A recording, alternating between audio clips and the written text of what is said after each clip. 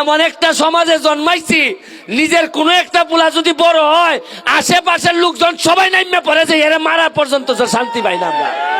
আরে সবাই একসাথে উন্নতি করি কি হয়? মাত্র 1.5 মাস থেকে 2 মাস হয়েছে আমি এমপি হয়েছি। আপনারা কি আগে জানতেন এমপিরা কত টাকা পায়? এখন পর্যন্ত আমি গত 2 সপ্তাহ আগে পাইছি 2 কোটি, এর পরে পাইছি 2 কোটি, গত পরশুদিন খবর পাইছি আমি পাইছি 25 কোটি, মোট 29 কোটি টাকা। 25 কোটি টাকার রাস্তাঘাট আমি বানাইতে পারবো, আমার এই দায়িত্ব দেওয়া হয়েছে। তখন আমার কাছে মনে হয় যে আপনারা তো এখন 2 মাসের এমপি, 2 মাসের বাচ্চা কত টাকা পাইছে এটা আপনারা মাধবপুর সোনারঘাট সারা দেশের মানুষ জানেন। তে গত 10-20 বছর ধরে কেন আমরা জানলাম না যে এমপিরা কত টাকা পায়? আর আল্লাহ মাহবুব জানে মন্ত্রীরা কত টাকা পাইছে। কেন আমাদের জানার অধিকার ছিল না?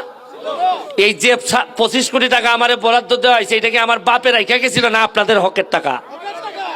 তাই কেন জানার অধিকার ছিল না? কেন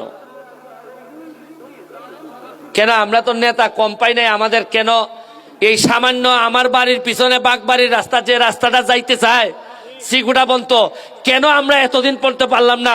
আমি যদি এখন সিদ্ধান্ত নেই যে কিছু হইলো কাম কম আমি মাধবপুর করবো, তাহলে আগামী 1 মাসের ভিতরে এই রাস্তা আমি করতে পারবো।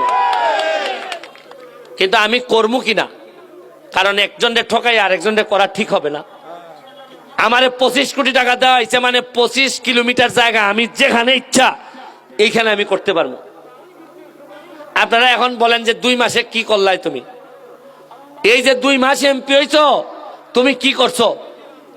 প্রায় 30 থেকে 35 লাখ টাকা খরচ করে আপনারা আমাদের বাজারের পাশে যে নদীটা, এই নদী 40 বছর ধরে আপনারা ময়লা ফালাইয়া, এই বাজারের সকল মানুষ ময়লা ফালাইয়া এইটারে ময়লার ভাগারে পরিণত করছিলেন। আর আমি এই ময়লার পানিতে ডুব দিয়ে এই ময়লা পরিষ্কার করছি। আপনাদের ময়লা, এই ময়লা আমরা পীরের বাজারের মানুষ ফালাই নাই, বাজারের মানুষই ফেলছে। এখন গিয়া দেখেন বাজারের পিছনটা কেমন লাগে, দেখেন একবার। চাইছেন একবার? পিছনে 2টা ওয়াকওয়ে করছি আমরা। ওয়াকওয়েটা করার পর কি পরিমাণ জায়গা উদ্ধার হয়েছে। এইরকম 40 বছরে কি আমার চেয়ে জ্ঞানী মানুষ ছিলেন না? আমার চেয়ে ভালো মানুষ কি ছিলেন না? কেন আমাদের এই চিন্তা মাথায় আসলো না কেন? আমার বাসার পাশে শিবির, চাইলে তো আমি কালকেই ভেঙে দিতে পারি সব। এইখানে একটা স্কুলের, মাধ্যমিক স্কুলের কথা বলছেন, জায়গাটা হচ্ছে গিয়ে দুর্যোগ ব্যবস্থাপনার মনে হয়। এইটারে এইখান থেকে ট্রান্সফার করে যারা আছে এদেরকে আলাদা একটা শিবিরে স্থানান্তর করে যদি সিদ্ধান্ত নেওয়া যায় এটা করার চিন্তা করা যেতে পারে। আরে রাস্তাঘাট আপনার স্কুল করবেন তো পরে। এমন একটা সমাজে জন্মাইছি, নিজের কোনো একটা পোলা যদি বড় হয় আশেপাশের লোকজন সবাই নাইমে পড়ে যে এরা মারা পর্যন্ত শান্তি পাই না আমরা। আরে সবাই একসাথে উন্নতি করি কি হয়? আপনি কি জানেন যে এই আমার বড় মামা জাহেদ মামার বাসার সামনে দেখেন রাস্তার মধ্যে একটা বড় গর্ত আছে, মাঝে মধ্যেই হয়। এই গর্তটার কারণে আমার মনে আছে, এই গর্তটার কারণে এই দিদার ভাই অ্যাক্সিডেন্ট করে মরছে। এই যে বাগবাড়ির দিদার ভাই, ঈদের দিন মনে হয় এটা, এই গর্তের কারণে ট্র্যাক্টর সাইড মারে, উনিও সাইড মারে, মাইরে আমরা এরকম একটা লোক হারাইছি। কেন আমাদের রাস্তাতে গর্ত থাকবে কেন? আমি যদি 2 মাসের মধ্যে, আমার এখন 9টা ব্রিজের কাজ চলতেছে মাধবপুর সোনারঘাট।